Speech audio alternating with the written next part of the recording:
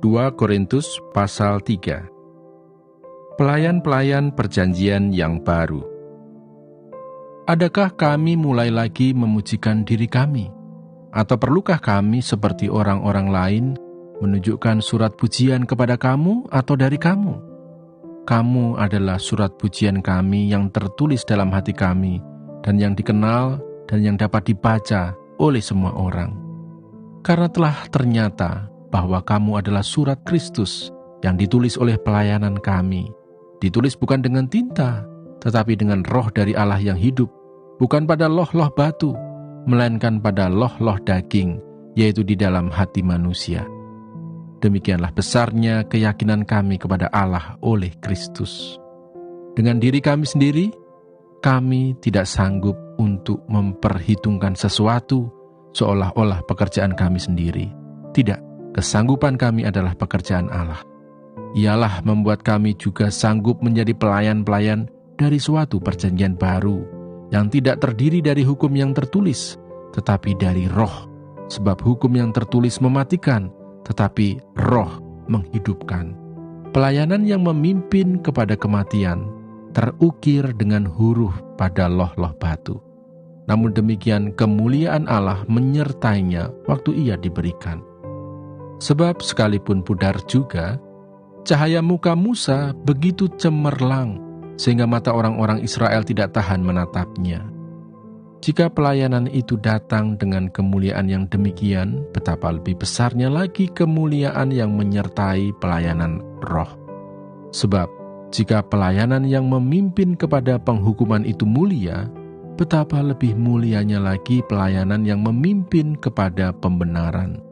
Sebenarnya, apa yang dahulu dianggap mulia, jika dibandingkan dengan kemuliaan yang mengatasi segala sesuatu ini, sama sekali tidak mempunyai arti. Sebab, jika yang pudar itu disertai dengan kemuliaan, betapa lebihnya lagi yang tidak pudar itu disertai kemuliaan.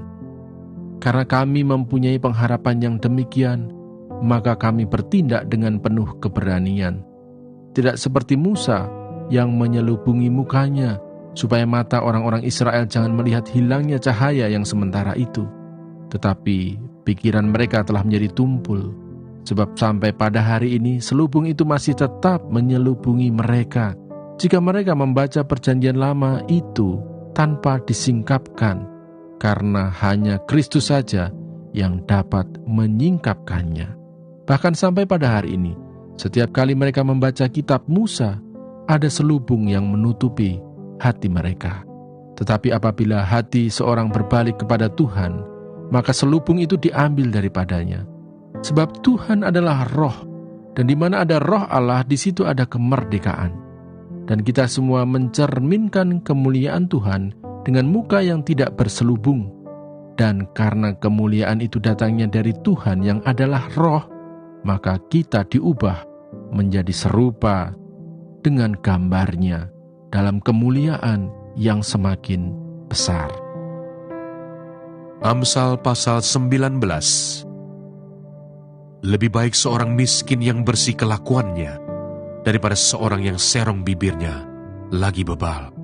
Tanpa pengetahuan, kerajinan pun tidak baik. Orang yang tergesa-gesa akan salah langkah. Kebodohan menyesatkan jalan orang, lalu gusarlah hatinya terhadap Tuhan. Kekayaan menambah banyak sahabat, tetapi orang miskin ditinggalkan sahabatnya. Saksi dusta tidak akan luput dari hukuman. Orang yang menyembur-nyemburkan kebohongan tidak akan terhindar. Banyak orang yang mengambil hati orang dermawan. Setiap orang bersahabat dengan si pemberi. Orang miskin dibenci oleh semua saudaranya. Apalagi sahabat-sahabatnya, mereka menjauhi dia. Ia mengejar mereka, memanggil mereka, tetapi mereka tidak ada lagi. Siapa memperoleh akal budi, mengasihi dirinya. Siapa berpegang pada pengertian, mendapat kebahagiaan. Saksi dusta tidak akan luput dari hukuman. Orang yang menyembur-nyemburkan kebohongan akan binasa. Kemewahan tidak layak bagi orang bebal, apalagi bagi seorang budak memerintah pembesar. Akal budi membuat seseorang panjang sabar, dan orang itu dipuji karena memaafkan pelanggaran.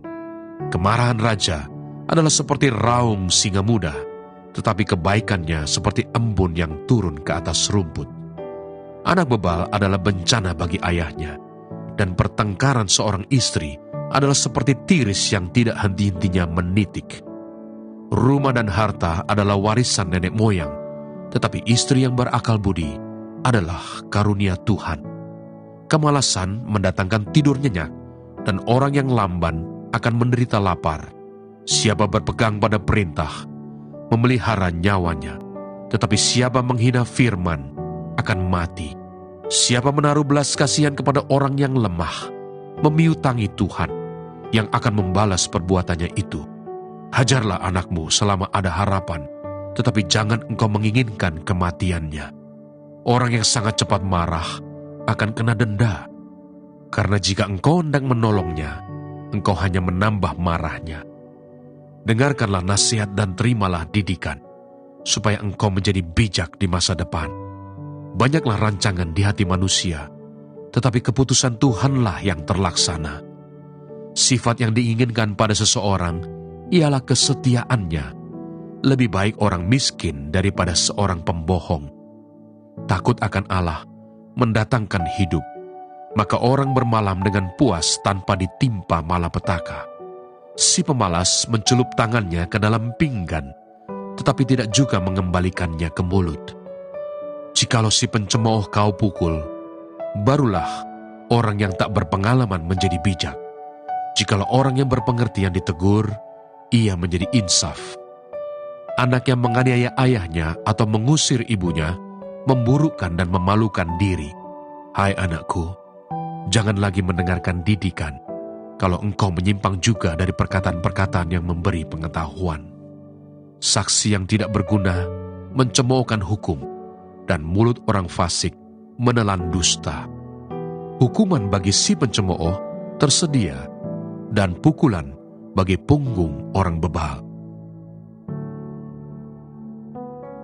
Amsal pasal 20. Anggur adalah pencemooh, minuman keras adalah peribut, tidaklah bijak orang yang terhuyung-huyung karenanya.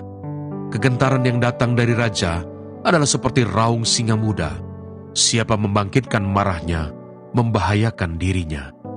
Terhormatlah seseorang jika ia menjauhi perbantahan, tetapi setiap orang bodoh membiarkan amarahnya meledak. Pada musim dingin, si pemalas tidak membajak. Jikalau ia mencari pada musim menuai, maka tidak ada apa-apa. Rancangan di dalam hati manusia itu seperti air yang dalam, tetapi orang yang pandai tahu menimbanya. Banyak orang menyebut diri baik hati, tetapi orang yang setia, siapakah menemukannya? Orang benar yang bersih kelakuannya, berbahagialah keturunannya. Raja yang bersemayam di atas kursi pengadilan dapat mengetahui segala yang jahat dengan matanya. Siapakah dapat berkata, aku telah membersihkan hatiku, aku tahir daripada dosaku? Dua macam batu timbangan, dua macam takaran, kedua-duanya adalah kekejian bagi Tuhan. Anak-anak pun sudah dapat dikenal daripada perbuatannya, apakah ia bersih dan jujur kelakuannya. Telinga yang mendengar dan mata yang melihat, kedua-duanya dibuat oleh Tuhan. Janganlah menyukai tidur, supaya engkau tidak jatuh miskin. Bukalah matamu dan engkau akan makan sampai kenyang. Tidak baik, kata si pembeli. Tetapi begitu ia pergi, ia memuji dirinya. Sekalipun ada emas dan permata banyak, tetapi yang paling berharga ialah bibir yang berpengetahuan. Ambillah pakaian orang yang menanggung orang lain, dan tahanlah dia sebagai sandera ganti orang asing. Roti hasil tipuan sedap rasanya, tetapi kemudian mulutnya penuh dengan kerikil. Rancangan terlaksana oleh pertimbangan, sebab itu berperanglah dengan siasat. Siapa mengumpat, membuka rahasia, sebab itu janganlah engkau bergaul dengan orang yang bocor mulut. Siapa mengutuki ayah atau ibunya, pelitanya akan padam pada waktu gelap. Milik yang diperoleh dengan cepat pada mulanya, akhirnya tidak diberkati. Janganlah engkau berkata, aku akan membalas kejahatan. Nantikanlah Tuhan, ia akan menyelamatkan engkau. Dua macam batu timbangan adalah kekejian bagi Tuhan. dan neraca serong itu tidak baik. Langkah orang ditentukan oleh Tuhan, tetapi bagaimanakah manusia dapat mengerti jalan hidupnya? Suatu jerat bagi manusia ialah kalau ia tanpa berpikir mengatakan kudus dan baru menimbang-nimbang sesudah bernasar. Raja yang bijak dapat mengenal orang-orang fasik dan menggilas mereka berulang-ulang. Roh manusia adalah pelita Tuhan yang menyelidiki seluruh lubuk hatinya. Kasih dan setia melindungi raja, dan dengan kasih ia menopang tahtanya. Hiasan orang muda ialah kekuatannya, dan keindahan orang tua ialah uban. Bilur-bilur yang berdarah membersihkan kejahatan, dan pukulan membersihkan lubuk hati. Demikianlah pembacaan firman Tuhan hari ini. Tuhan Yesus memberkati.